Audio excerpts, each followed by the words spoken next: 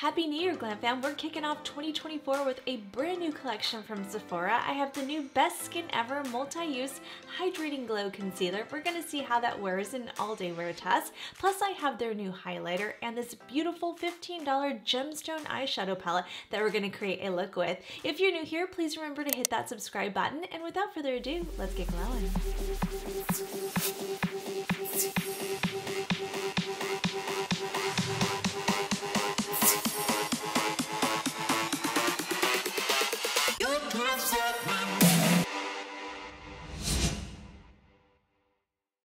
Alright Glam Fam, let's jump into the concealer first. So again, this is brand new from the Sephora collection and it's their Best Skin Ever Multi-Use Hydrating Glow Concealer. This retails for $15 US and you get about 7 mils in 0.23 ounces. So we're looking at about $2.14 per mil. This is available in 30 shades. I did go with the shade 22 Natural Light Skin with neutral undertones. At first, this swatch looked a little too pink for my taste, but it actually ended up applying really beautiful.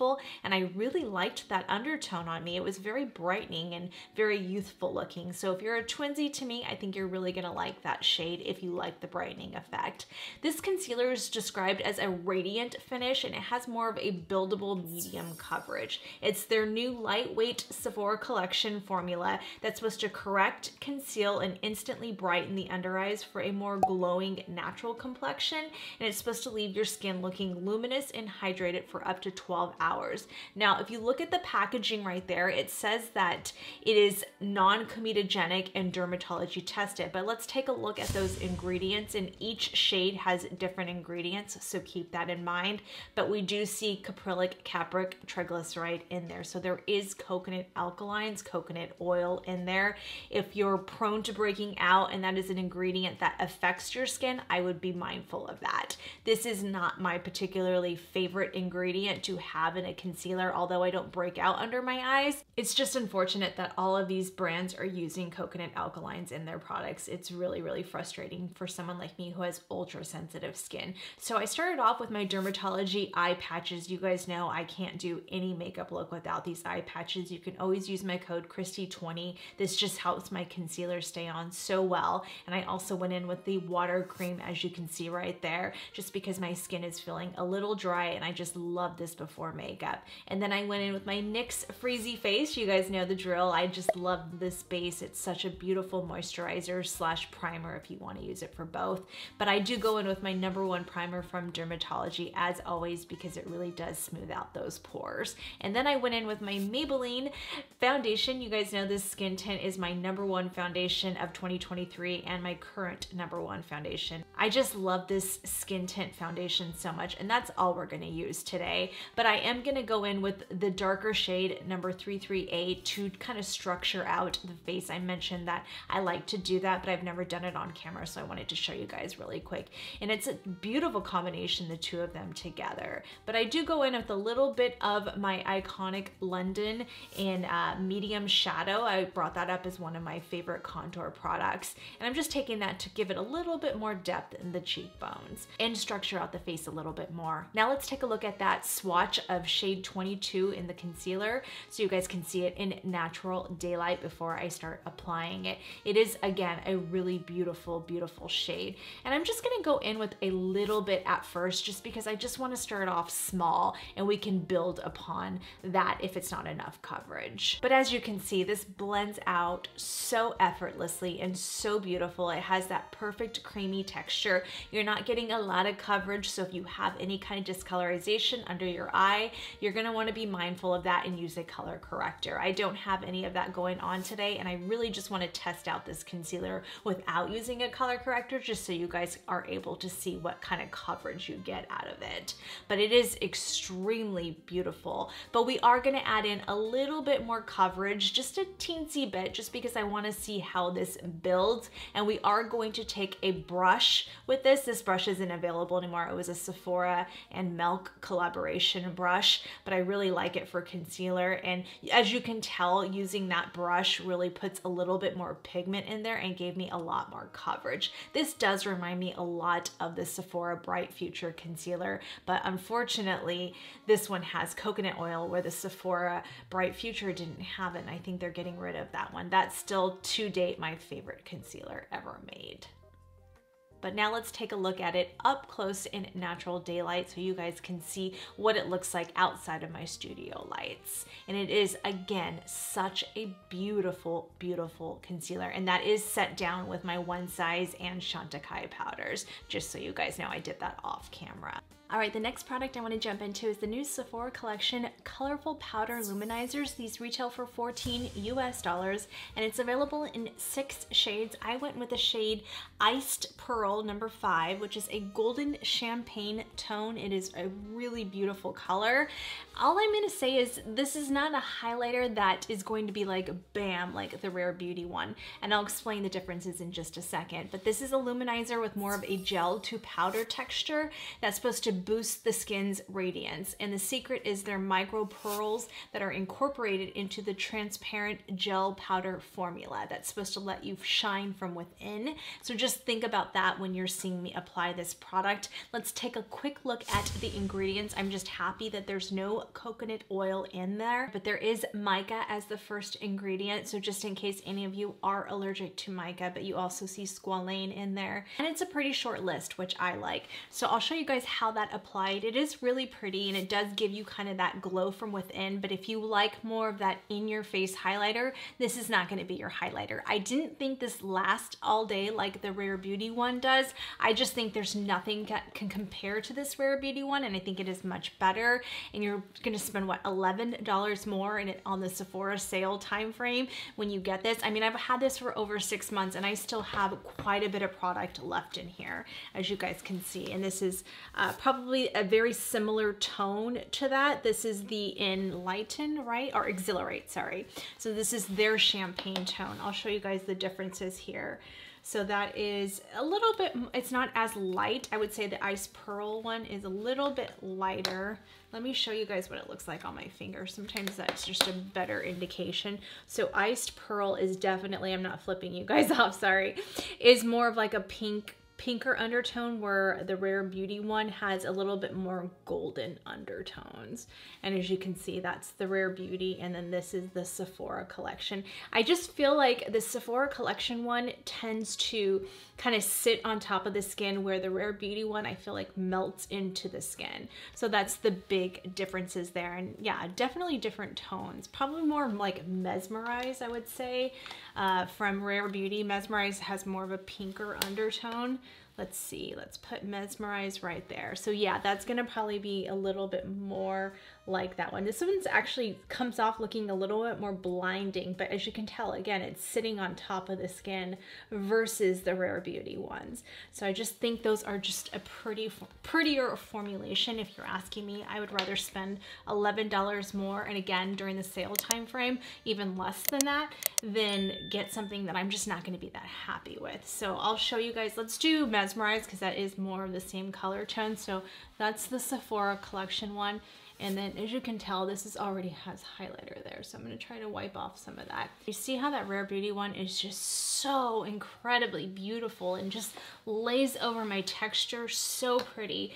Whereas we'll go on the opposite side of the Sephora. I'll show you guys just live in studio.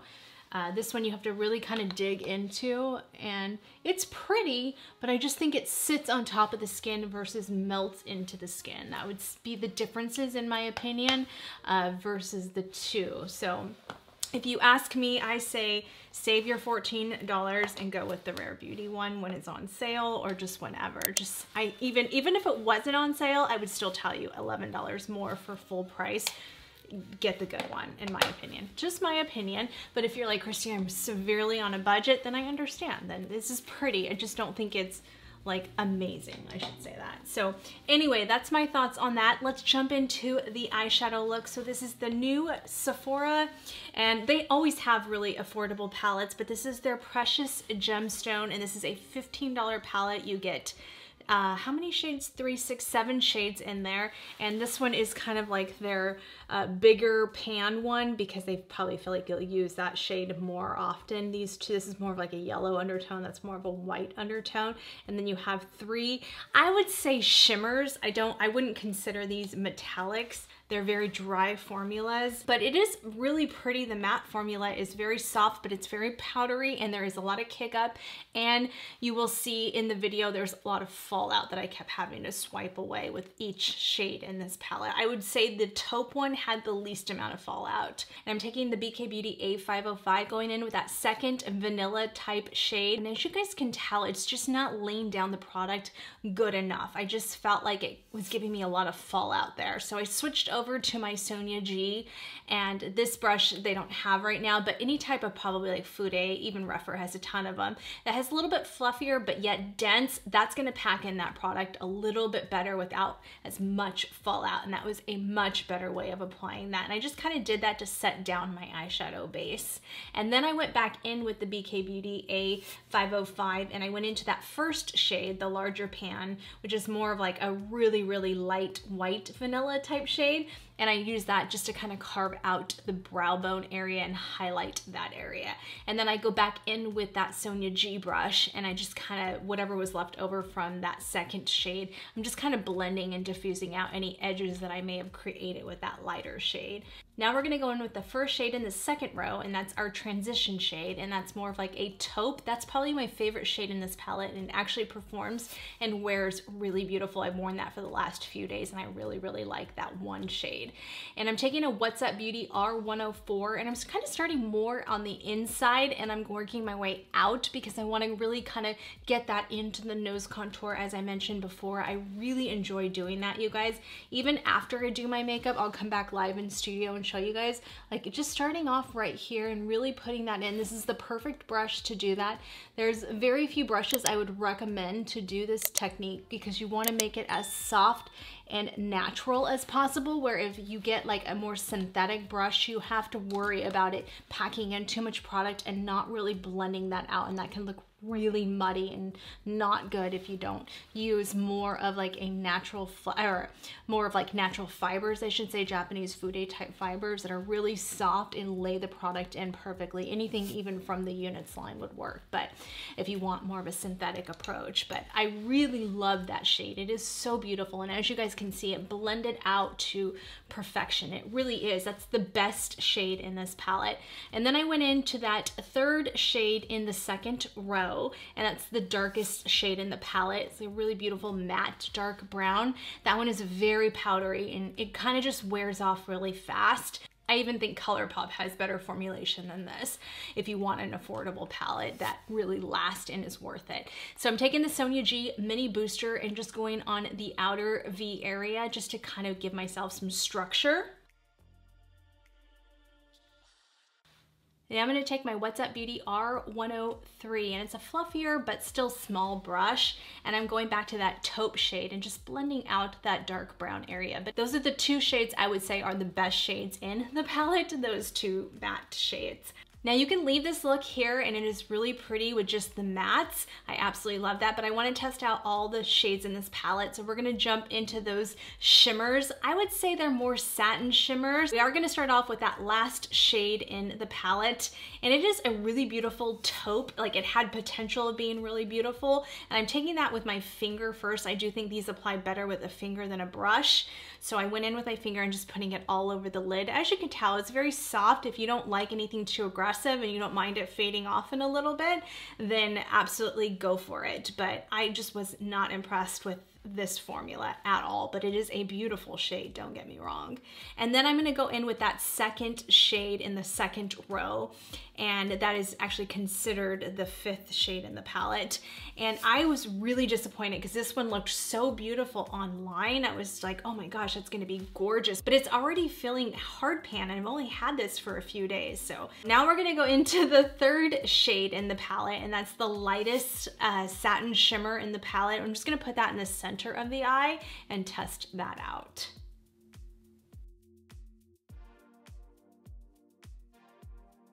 Then I'm gonna go in with my Sephora On The Go eyeliner. Oh my gosh, you guys, I don't think they have this anymore. I'm so sad. I got another one during the sale time frame, but I think they're weeding this out as well. And then I'm gonna go in with my Rephr 23 and take that darker brown shadow just to make sure we secure that eyeliner. And then Rephr number 3 with the taupe color. Now I'm taking my Sigma E36 and I'm going into my Surratt contour powder in Grisella, and I'm just gonna kind of diffuse out any edges. That is how the final look turned out. Before I roll into the midday check-in, I wanna introduce this new ABH Brow Freeze Gel. Oh my gosh, you guys, I'm so excited. This is based off of the Brow Freeze, which you guys know I did a video on, what, 3 years ago now? This is really good, but I just never liked the fact that you had to take a spoolie, you had to dip in here. I mean, mine is almost gone actually. I don't even know if it's good anymore, but it's almost gone. But I just don't use it that often. And plus I don't have that laminated brow material, I guess you can say, the Instagram brow. I feel like everybody that does brows always has these perfect brows on Instagram. And you're like, my brows don't do that. Raise your hand in the comments if you're anything like me. So I just use this product how I have my brows now, and it works really good. It's just a brow gel, but I did try this when I had no makeup on and I did like more of a laminated effect, and I'll show that on an Instagram, an Instagram reel and a YouTube short. So stay tuned for all of that. But I wanted to show you guys how I utilized it with this look right here and just my normal how I do my brows. And it is really good. It's a good holding brow gel. Only thing I could say is just don't put a lot of product because it can get crusty and flaky. So, but I do think it's holding up really well. This would have been flying down already. So I do like it, and I always put on top of it my ABH tinted brow gel because I like the tint aspect of this one, so I always put it over, and that kind of covered up because I did a little too much product. When I tried it the other day, it was fine. I didn't get flaky, but I got a little out of control filming, so it got a little too much buildup, but that's okay. You know, live and learn. We're still playing with it. It's kind of a dual comb, so you have more of like that fluffier end that you start off with, and then you also have like a comb end, which has more shorter bristles to really laminate the brow and get it to stay right there. Again, just don't use too much product. Anyway, I will see you guys in a little bit. We are gonna roll into my midday check-in, and then I'll come back with my final thoughts. All right, Glam Fam, so we're in a midday check-in, and I wanted to show you guys how it's looking outdoors. It is a beautiful concealer. I have to say that, especially for that price point. You're not gonna get a lot of coverage, but I thought it was just the perfect amount for myself. So if you have any kind of discolorization, that I'd be a little careful with that. You will have to use a color corrector with this, but I wanted you guys to see what it looks like outdoors. All right, I will see you guys for my final check-in. All right, Glam Fam, let's jump into my final thoughts and my rate card scores. We'll start off with the new Best Skin Ever Glow Concealer. As far as application goes, we're gonna give it a 5 out of 5. I think it applied beautifully, very smooth, very easy. You can apply it with a sponge or a brush. A brush is always gonna give you a little bit more coverage, so keep that in mind. So definitely 5 out of 5. As far as the finish goes, I don't think it's like blurring or anything like that, but I do think it is a really beautiful finish. A nice, soft, radiant, natural finish. I wouldn't even say radiant. I would call this more of a natural finish. And I do think even oily skin girlies will really appreciate this concealer. I just don't personally like the ingredients in it, but I do think the finish is gorgeous, so I'm gonna give it a 5 out of 5.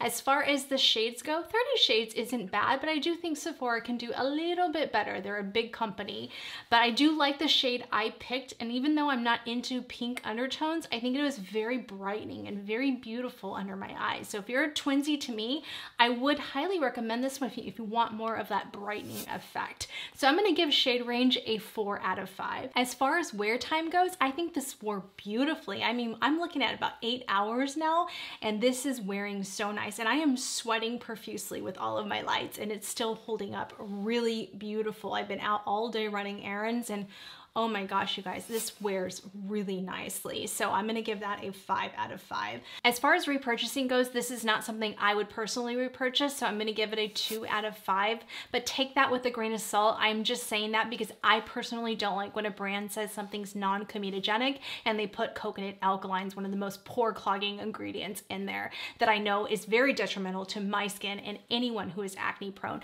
Plus, a lot of our Glam Fam sisters have actual allergies to coconut oil, and that really, really frustrates me because when you say dermatology tested and non-comedogenic, it makes it sound like it's safe for everyone, and obviously it's not. So that is quite frustrating. We're looking at a total glam score of 21 out of 25. I think this is a really beautiful concealer. If you don't have any allergies to coconut alkalines, then oh my gosh, you guys, this would be a 5 out of 5. It is really beautiful. It just frustrates me because Bright Future is so good, and this is the exact same concealer. I would say the exact same formulation. This didn't have coconut oil in it, and this does. So it's so frustrating because I'm like, I can't get this anymore. This is just as beautiful of a finish, but yet I don't have to worry about any type of allergies to it. So if you don't, then yes, you have my go 100% recommendation. But remember with my reviews, take it with a grain of salt. You guys have to test it out yourself